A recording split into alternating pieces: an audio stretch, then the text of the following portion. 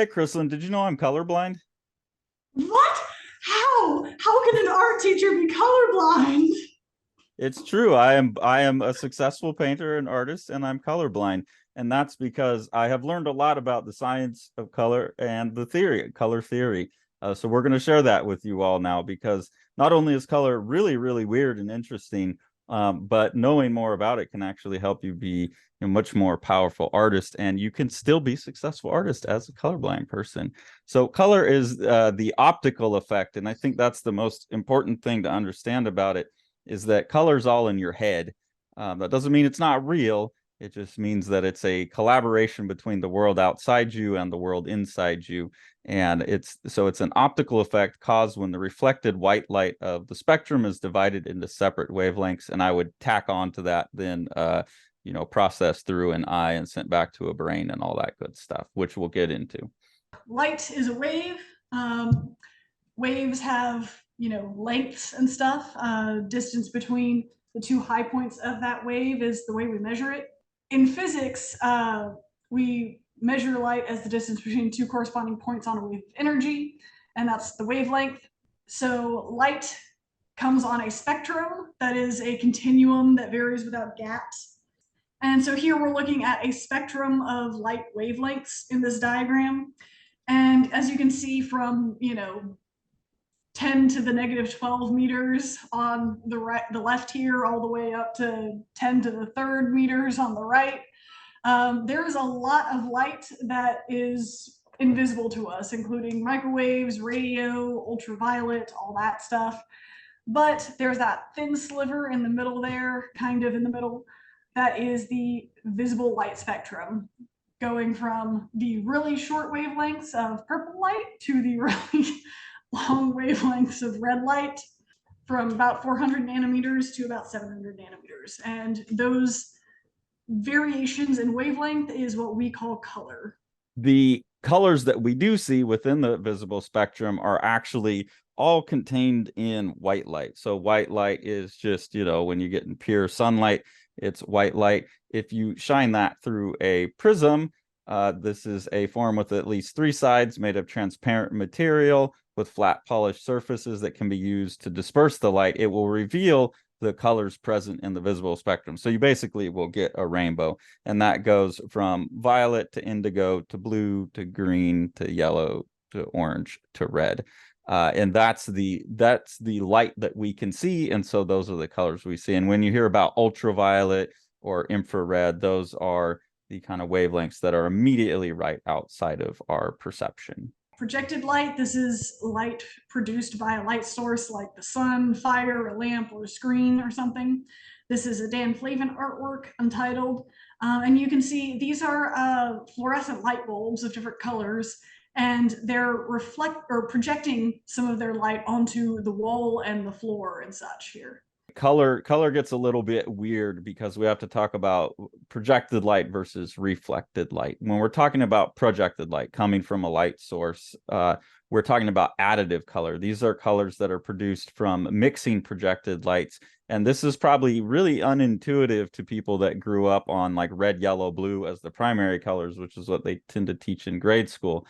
When you're working with projected light, the primary colors are actually red, blue, and green, and that has to do with the light receptors that are in our eyes. We have receptors that are more sensitive to those wavelengths or less sensitive. We call this the RGB color space, and that's red, blue, and green being the primary colors. When red and blue light mix together, it makes a color called magenta. When blue and green light mix together, it makes a color called cyan. And I know this is totally crazy to anyone who's just used to paint mixing colors, but mixing red and green actually makes yellow light. And then if you mix all three, you're basically putting the whole spectrum back together and you'll get back to white light. So we call it additive because we're just adding more and more light together to make up to white.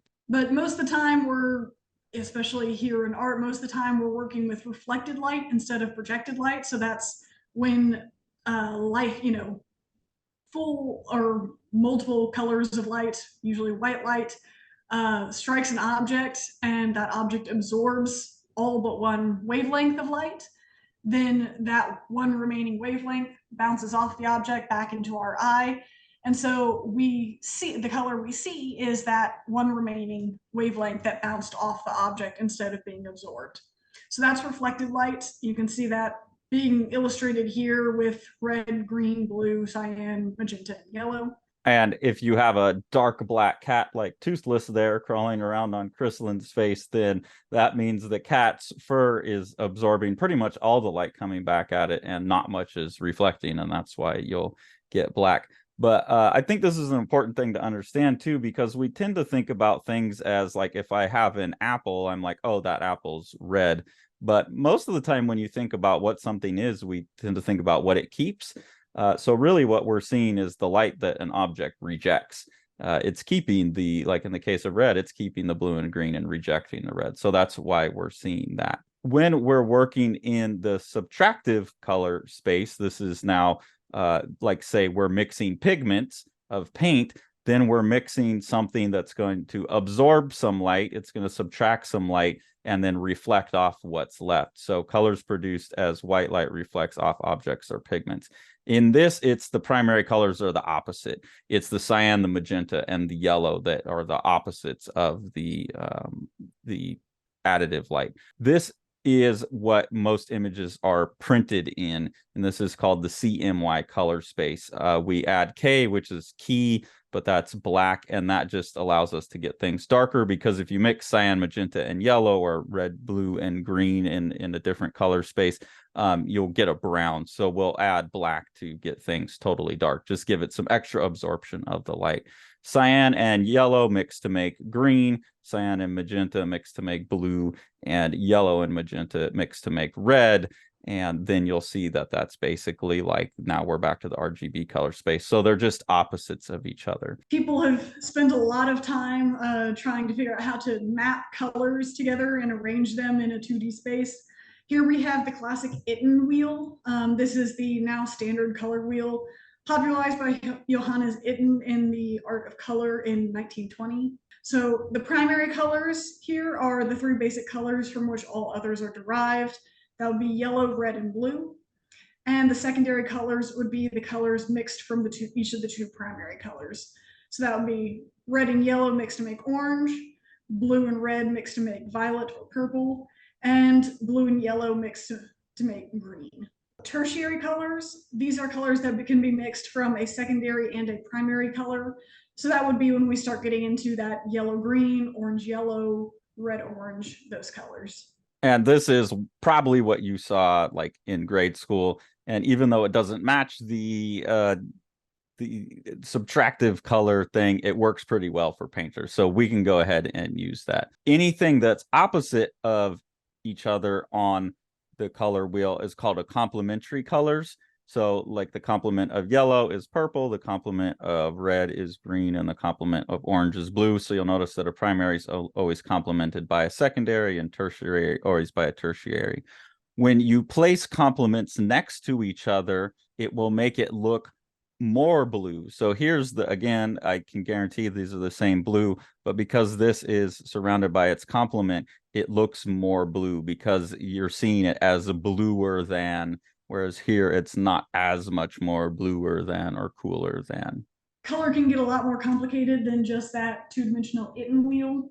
You've probably seen this on your computer if you've done any drawing in Photoshop or old school like Windows Paint and all that stuff.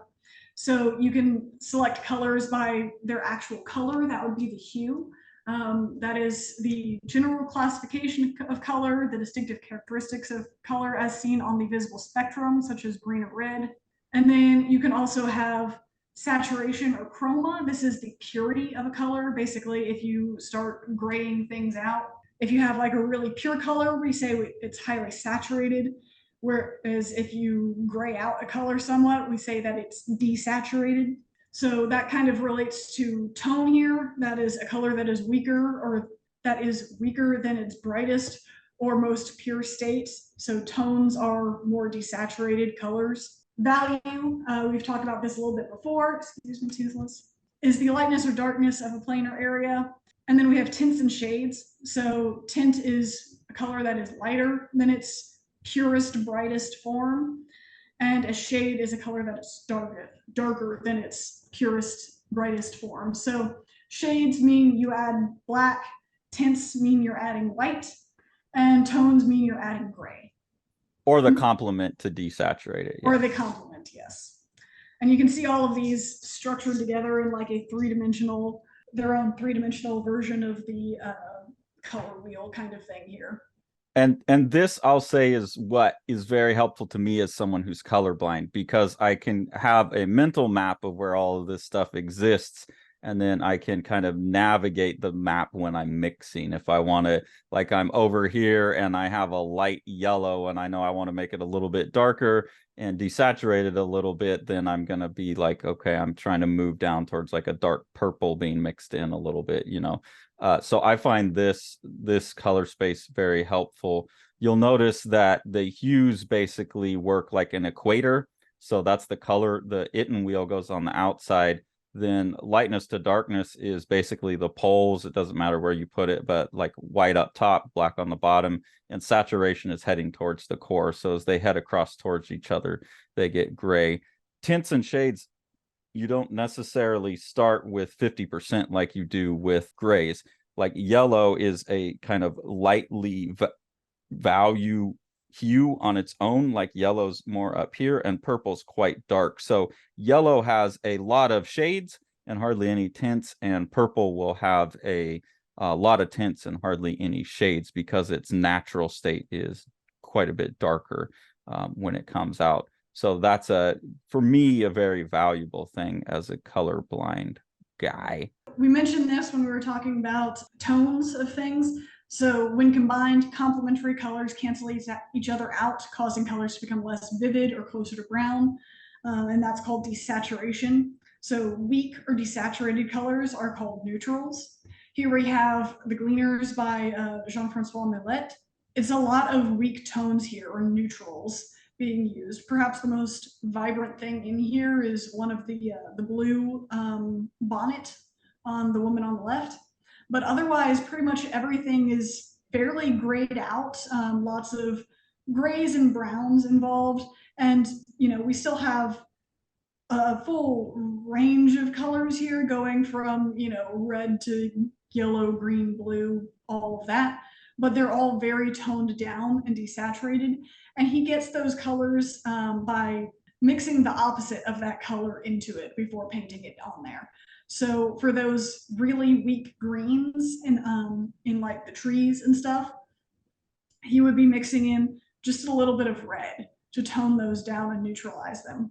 And we can also talk about color temperature. And if we go back to the sphere here, or to the Itten wheel, you can see that, and this isn't actually, there's no temperature. You can't take these things temperature. And also they're metaphorical. So we tend to think about fire as hot and fire as red. We all know that a blue flame's hotter than a red flame, but it's a loose metaphor. So the warm colors are kind of like from the yellow greens up into the reds, and then they start transitioning to where they get cooler again. So you can think about that globe kind of split into two hemispheres that way. But here you can get a very clear, like, this painting just kind of feels hot, this Vincent van Gogh sunflower paintings. So this is just this description of color based on our association with warm or coolness. And then here you can see Picasso having a very, very cool painting. You'll notice also, like here, you have one bit of cool as a complement to pop out and one bit of warm to pop out. These are color palettes that they're using, the range of color used by an artist. So this is a warm color palette. This is a cool color palette. We're splitting color up because it's a big topic into 3 separate lectures. So we're going to continue in the next little lecture on the idea of color palettes and kind of standard color combinations that artists use in artwork.